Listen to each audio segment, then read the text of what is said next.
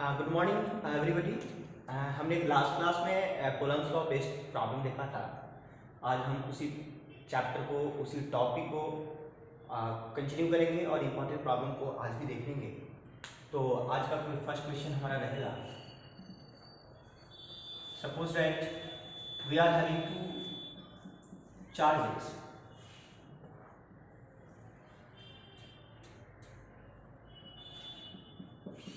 we are having two massive body and one is of 2 kg, another is of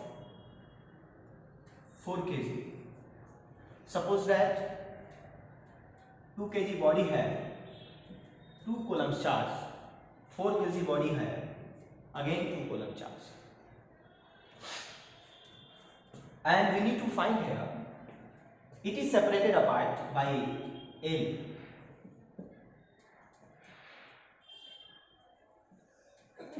Sorry.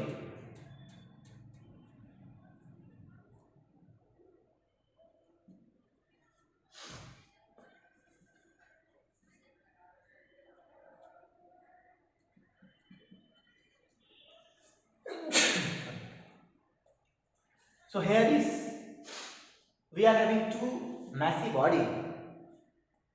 One has 2 kg mass, another has 4 kg mass. 2 kg mass है 2 coulomb charge and again 4 kg mass है 2 coulomb charge. That means both mass have similar charge, 2 coulomb and 2 coulomb. What we need to find here?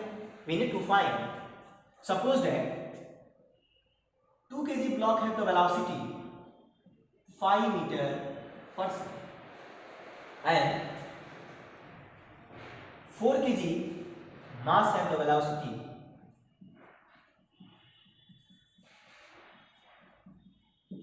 we need to find. We don't know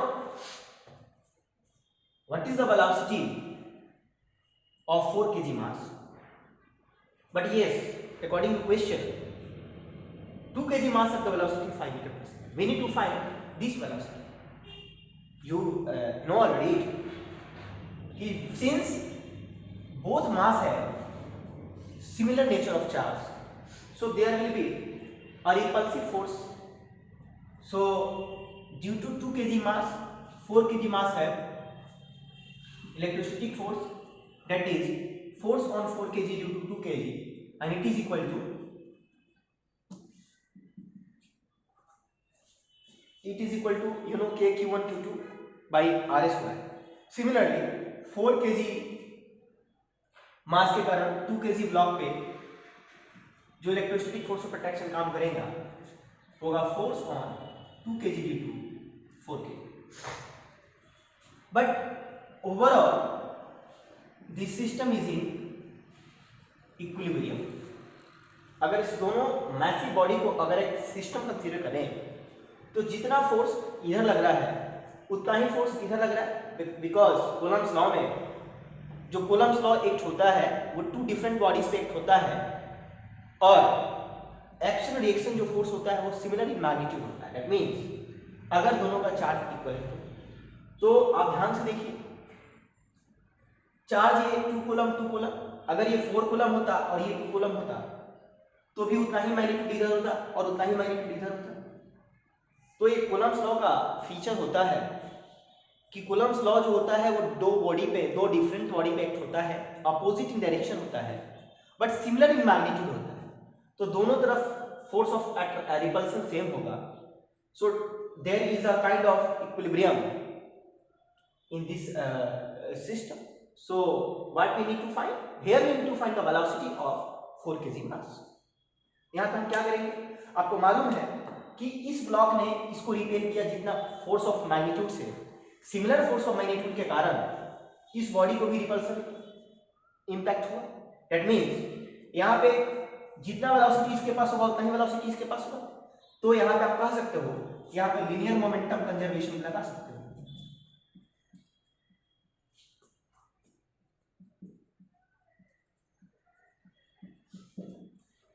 According to linear momentum conservation, m1 v1 is equal to m2 v2, m1 इस 2 kg block की मास, V1 question में given है 5 is equal to M2 4 kg mass, और V2 जो आपको find out करना है। यहाँ से V2 आप बहुत आसानी से निकाल सकते हो, 5 टू 10 अपॉन 4, ये हो गया V2, और यही हमें फाइंड करना है। नोट करिए, नेक्स्ट प्रॉब्लम देखेंगे।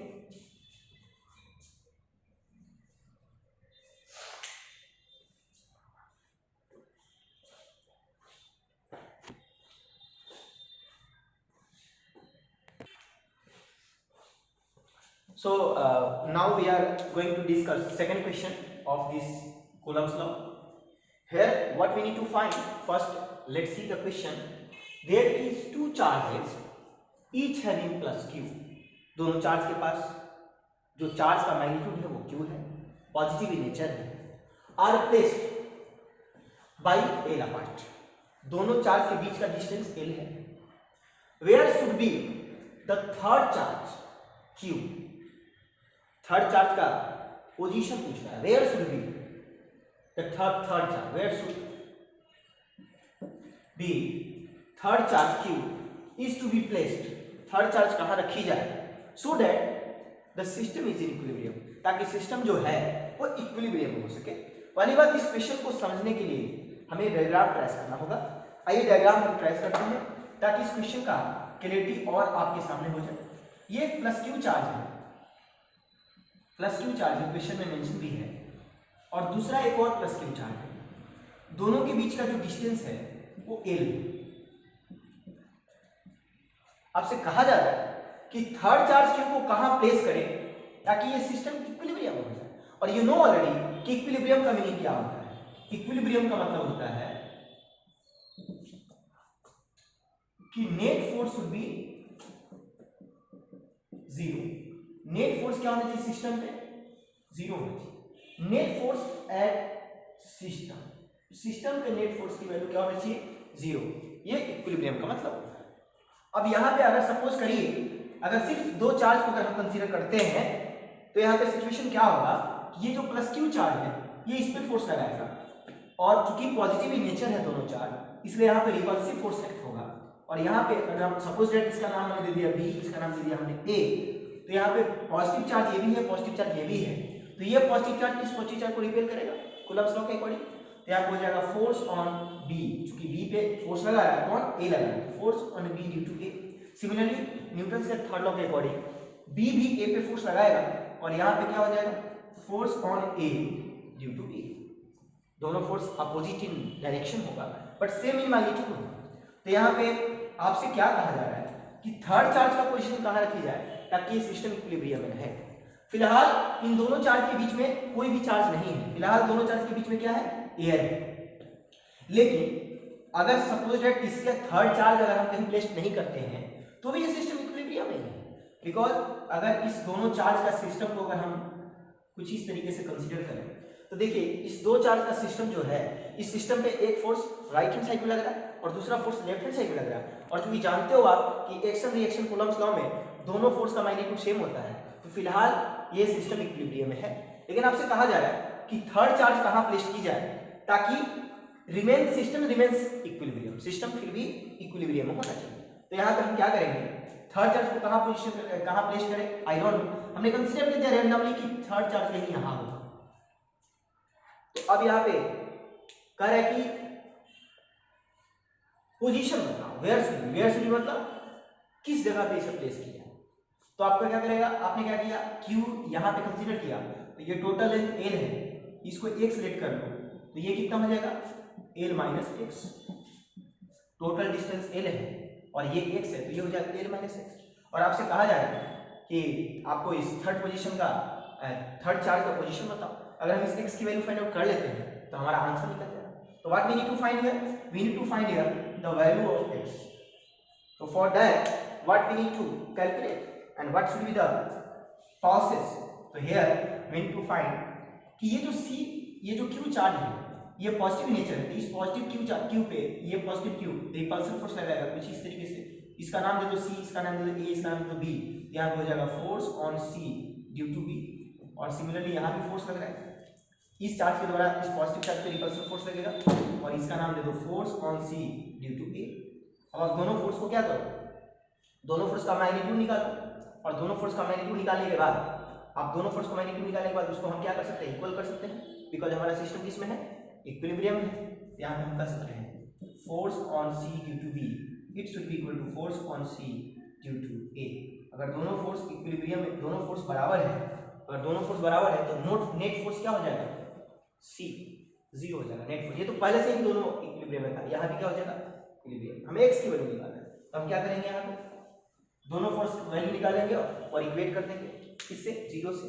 देखिए आप क्या होगा, force on C due to B कितना हो जाएगा, force on C due to B कितना हो जाएगा, देखो यहाँ पे force on C due to B, तो यहाँ पे क्या हो जाएगा, इन दोनों के बीच का डिस्टेंस कितना, एल माइनस एक्स, तो यहाँ पे हो जाएगा कि क्यू की वैल्यू क्यू है कैपिटल, इस क्यू की वैल्यू है पॉजिटिव क्यू, स्मॉल में आर स्क्वायर मतलब एल माइनस एक्स का square is equal to force on C due to A. Force on C due to A का मीनिंग क्या होगा, ये सी है, ए के द्वारा कितना फोर्स लगेगा, तो देखो यहाँ पे ये क्या हो जाएगा, magnitude k q capital Q upon r square मतलब एक्स स्क्वायर, यही होगा वैल्यू। अब यहाँ पे देखो ये के कैंसिल हो जाएगा, ये क्यू कैंसिल हो जाएगा, ये भी क्यू कैंसिल हो जाएगा और यहाँ पे क्या बचेगा फाइनली, यहाँ पे फाइनली क्या बचेगा, के क्यू बाई आर स्क्वायर, ठीक है, के क्यू बाई आर स्क्वायर। अब यहाँ पे क्या होगा, x square is equal to L minus x square, ठीक है। और यहाँ से 20 कैंसिल और finally 2x is equal to, यहाँ पे क्या हो जाएगा, x इक्वल टू क्या हो जाएगा, l बाई 2, x की वैल्यू कितना हो गया, l बाई 2 का मतलब ये हुआ कि अगर ये सिस्टम को अगर हमें इक्विलिब्रियम में रखना है तो x की वैल्यू कितना होना चाहिए, l बाई 2। कहने का मतलब क्या होना चाहिए, न्यू डायग्राम कैसे बनेगा, न्यू डायग्राम कैसे बनेगा, यहाँ पे प्लस क्यू पहले से था, यहाँ पे प्लस क्यू पहले से था, जो थर्ड चार्ज है दोनों क्यू के बीच का डिस्टेंस l क्वेश्चन में गिवन है, जो थर्ड चार्ज क्यू है वो l बाई 2 डिस्टेंस पे रखना पड़ेगा। ये हो गया आंसर।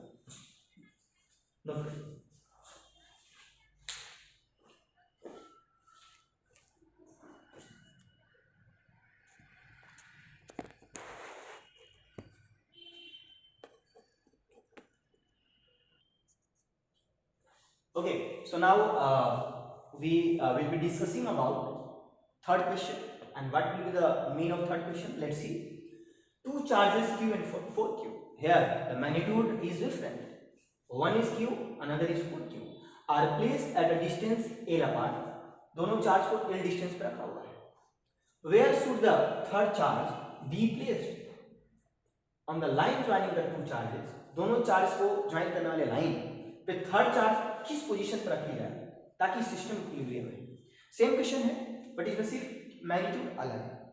बट इसमें और भी कुछ देखेंगे हम. नेचर भी कई बार ऐसे क्वेश्चन में पूछा जाता है कि जो थर्ड चार्ज है उसका नेचर क्या है. कई बार ये भी पूछा जाता है कि जो थर्ड चार्ज है जो लाइन ज्वाइनिंग टू चार्जेस के पाथ पर रखी जा रही है उसका मैग्नीट्यूड कितना है. तो दो न्यू टाइप का भी क्वेश्चन देखेंगे. इसी क्वेश्चन में दो न्यू क्वेश्चन पूछी जाती है उसको भी देखेंगे. First what we need to do here we need to find the position of third charge और वो हमने पहले भी देखा हुआ है. तो एक बार ट्रिक बता रहा हूं इसका ताकि कैसे सॉल्व होता है. ये तो लास्ट क्वेश्चन आपने देखा ही है.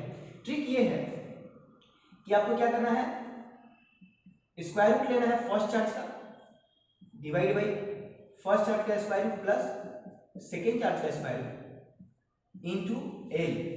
It is X. ये एक्स का पोजीशन था. एक्स का मतलब एक्स क्या था हमारा, एक्स था हमारा स्मॉलर चार्ज से न्यू चार्ज जिसे हम लाइन यानी को टेस्ट करना है उनके बीच का डिस्टेंस. डायग्राम से और देखिए आप समझ में आ जाएगा. जो बात हमने अभी बोला है उसको डायग्राम से समझिए. फर्स्ट चार्ज क्यू है, यहां तक आ रहा है. सेकेंड चार्ज 4Q है. ये लाइन ज्वाइनिंग है. ये जो लाइन है ये दो चार्ज को ज्वाइन करने वाली लाइन है. क्वेश्चन लिखा हुआ है कि where should be the third charge be placed on line joining the charge यानी कि टू चार्जेस. दोनों चार्ज को ज्वाइन करने वाली जो लाइन है उस पर थर्ड चार्ज कहां प्लेस किया है. मैंने सपोज किया कि यहां पे प्लेस किया है. टोटल लेंथ जो है क्वेश्चन में दिया हुआ है L है. Q और 4Q के बीच का डिस्टेंस L है. ये क्वेश्चन में दिया हुआ है L अपना ये L है. अब आपको क्या करना है, क्यू की पोजीशन निकालना है। तो यहाँ पे हमने एक्स लेट कर लिया, ये जो डिस्टेंस है एक्स है, ये स्मॉलर चार्ज है क्यू, ये ग्रेटर चार्ज है 4q, ये 4q है, 4 टाइम्स q है, ये 6q है। आपको मालूम है ये लार्जर इन मैग्नीट्यूड है, ये स्मॉलर इन मैग्नीट्यूड है, ये x हो गया, तो ये कितना होगा l - x। इसी x की वैल्यू निकालना है, ये ऐसे निकाल सकते हैं। तो देखिए q1 कितना है, q है √q डिवाइड बाय q1 कितना है, q है, प्लस q2 कितना है 4q और into l is equal to x। अब यहां से देखिए 4q और q, यहां पे 4 को बाहर ले लेंगे तो ये क्या हो जाएगा 2q और प्लस q कितना होगा 3q, ये हो गया 3q। q की वैल्यू कितना हो गया 1/3, यानी कि यहां पे x की वैल्यू कितना आ गई l/3, l से मल्टीप्लाई, पोजीशन तो आ गया l/3। यही हो गया आपका आंसर। ये इस पर मैंने ट्रिक से आंसर निकाला है, लास्ट टाइम हमने सॉल्यूशन करके आंसर निकाला था, इस पर हमने ट्रिक से आंसर निकाला है। तो इसके बाद इसी क्वेश्चन में एक चीज और पूछ लिया जाता है, वो क्या पूछा जाता है आपको बता, इसी क्वेश्चन में आपसे पूछ लिया जाता है कई बार कि what will be the magnitude of third charge. ये थर्ड चार्ज जो हमने प्लेस की थी उसका मैग्नीट्यूड क्या है, इसी में न्यू क्वेश्चन बनता है, what will be the magnitude of third charge. और ये भी पूछा जा सकता है, एक और क्वेश्चन यहां पूछा जा सकता है, nature of third charge. Nature का मतलब क्या हो, जो थर्ड चार्ज है वो पॉजिटिव है या नेगेटिव। पहले इसको आप नोट करिए, फिर इस क्वेश्चन को हम देखेंगे। अब देखिए इस बार हम क्या करेंगे, क्वेश्चन वही है जो लास्ट क्वेश्चन हमने सॉल्व किया था, सेम क्वेश्चन है, लेकिन इस बार उसी क्वेश्चन में कुछ दो इंफॉर्मेशन एक्स्ट्रा पूछा जा चुका है आपसे। पहला information what will be the magnitude of third charge and दूसरा question nature of the third charge. यहाँ पे nature of the third charge आपको निकालना है। देखिए यहाँ पे हम कैसे फाइंड आउट करेंगे, क्या तरीका हो। तो देखिए डायग्राम को पहले देखिए, ये था हमारा क्यू चार्ज जिसको पॉजिटिव नेचर था, और ये था हमारा 4q चार्ज, ये भी पॉजिटिव नेचर था बट मैग्नीट्यूड अलग अलग है। दोनों l डिस्टेंस पे क्या थे, प्लेस थे। नाउ थर्ड चार्ज जहां पे हमने प्लेस की थी वो l/3 डिस्टेंस पे था। अभी हमने लास्ट क्वेश्चन हमने निकाला था पोजीशन ऑफ थर्ड चार्ज, वो कितना डिस्टेंस पे था, ये जो x है x, इसकी वैल्यू कितना आई थी l/3 आई थी लास्ट क्वेश्चन के अकॉर्डिंग। इसमें क्या पूछा जा रहा है कि इसका मैग्नीट्यूड क्या है, जो कि फर्स्ट क्वेश्चन है ये, और उसका नेचर क्या है, नेचर बोले तो पॉजिटिव है या निगेटिव। तो आइए कैसे निकालेंगे। इसका नाम हमने a दिया हुआ था लास्ट क्वेश्चन में, इसका नाम हमने b दिया था लास्ट क्वेश्चन में, थर्ड चार्ज का नाम c दिया। अब देखिए यहाँ पे क्या करें, ये सारे चार्ज पॉजिटिव नेचर है, तो यहाँ पे रिपल्सिव फोर्स एक होगा, because according to Coulomb's law similar charge repel to each other. तो यहाँ पे क्या होगा, C चार्ज B पे फोर्स लगा, इसका नाम B दिया है, जो होगा force on B due to C, और A चार्ज भी B पे फोर्स लगाएगा, ये भी पॉजिटिव ये भी पॉजिटिव, रिपल्सिव फोर्स लगाएगा। तो यहाँ पे एक और फोर्स लगेगा B चार्ज पे, वो होगा force on B due to A। अब आप खुद बताइए, क्वेश्चन में ही दिया हुआ था कि ये सिस्टम किस में है, इक्विलिब्रियम में। का मतलब ये हुआ कि ये दोनों फोर्स का addition should must be zero. अगर ये दोनों फोर्स का एडिशन जीरो होता है तभी मतलब ये हुआ कि सिस्टम इक्विलिब्रियम हो। जीरो क्यों, क्योंकि ये जो 4q चार्ज है ये जहां है वही रहना चाहिए। इस सिस्टम पे इक्विलिब्रियम का मतलब यही हुआ कि इस पे नेट फोर्स जीरो होना चाहिए। मतलब अगर ये एक्स्ट्रा फोर्स यहाँ पे जनरेट हो रहा है का मतलब ये सिस्टम इक्विलिब्रियम नहीं है, और इक्विलिब्रियम का मीनिंग ही होता है कि net force should be zero. का मतलब ये BC force plus BA force का एडिशन जीरो होना चाहिए। तो आइए इसी कॉन्सेप्ट को यहाँ पर अप्लाई कर देते हैं और कैलकुलेट करके आंसर निकाल लेते हैं। यहाँ पर हो जाएगा force on B due to C plus force on B due to A, it should be zero because system is in equilibrium, और नेट फोर्स जीरो ही होना चाहिए। इक्विलिब्रियम का मीनिंग यही होता है। तो यहाँ पे हम क्या कर देंगे, force on B due to C कितना होगा, force on B due to C मतलब थर्ड चार्ज और B चार्ज के बीच का फोर्स। यहाँ पे डिस्टेंस कितना है l - यहाँ पे हो जाएगा के Q Q by L minus x का और इट इज इक्वल टू, अभी देखो equal to is equal to 0 है तो आप इसको ऐसे लिख सकते हो, equal to minus force on B due to A. यहाँ पे force on B due to A कितना हो जाएगा, ये हो जाएगा माइनस, ये कितना हो जाएगा के Q 4q upon L square. अब ये के से के कैंसिल हो जाएगा, क्यू से क्यू कैंसिल हो जाएगा। ऑलराइट, और कुछ बच रहा है, अब यहाँ देखिए क्या आएगा finally, L square is equal to q भी है, के कैंसिल हो गया, L square into q is equal to, यहाँ पे क्या होगा, ये 4 बचा हुआ है 4 और q बचा हुआ है, यहाँ क्या हो जाएगा 4q into L minus x का होल स्क्वायर। अब हमें यहाँ पे क्या चाहिए, अब हमें यहाँ पे क्या चाहिए, अरे एक चीज और काम कर सकते हैं, यहाँ पे x की वैल्यू हम पहले से जानते हैं तो हम इतना कॉम्प्लेक्स सीख भी नहीं लाएंगे, एल की वैल्यू x की वैल्यू हम सब्स्टिट्यूट भी कर देंगे डायरेक्टली। देखो कैसे करेंगे, हम डायरेक्टली सब्स्टिट्यूट कर सकते हैं, बिकॉज ये हमें हमारे को ऑलरेडी मालूम है कि एल की वैल्यू क्या है, x की वैल्यू क्या है, x की वैल्यू है l/3, यहाँ पे एल स्क्वायर हो गया और x की वैल्यू सब्स्टिट्यूट कर देते हैं, तो सब्स्टिट्यूट यहीं पे करो, चलो लास्ट में भी सब्स्टिट्यूट कर दो, कोई प्रॉब्लम वाली बात नहीं। यहाँ पे हो गया L square into q is equal to, यहाँ पे हो गया 4q एल माइनस एक्स का होल स्क्वायर। ठीक है, अब हमारे को फाइनली चाहिए क्या, हमारे को फाइनली चाहिए q की वैल्यू, तो q की वैल्यू यहाँ पे निकाल दो, q equal to 4q L minus x का whole square upon L square, यही q की वैल्यू चाहिए था। और यहाँ पे देखो माइनस में है, तो देखो यहाँ पे दूसरा क्वेश्चन का आंसर आ गया, नेचर पूछ रहा था, नेचर जैसा है माइनस में, मैग्नीट्यूड पूछ रहा था, ये हो गया मैग्नीट्यूड। अब इसको सॉल्व कर लो, 4q एल माइनस एक्स की वैल्यू में कितना निकाला था लास्ट क्लास में, एक्स की वैल्यू l/3, तो यहाँ पे l/3 पुट कर दो, l/3, इसका एलसीएम ले लो, एलसीएम लेकर के उसका स्क्वायर कर दो, l माइनस l/3 का एलसीएम कितना होगा, उसको सब्स्टिट्यूट कर दो, l माइनस l/3 का एलसीएम ले लो 3l माइनस 2l माइनस, अब यहाँ पे सब्स्टिट्यूट कर दो, 2l minus 2l minus 2l divide by 3 और इसका स्क्वायर है, तो यहाँ पे 2 का स्क्वायर 4 हो जाएगा और l स्क्वायर और 3 का स्क्वायर 9 हो जाएगा, 9 नीचे आ जाएगा, और इस तरह से आप q का वैल्यू निकालिए, यही आपका आंसर है।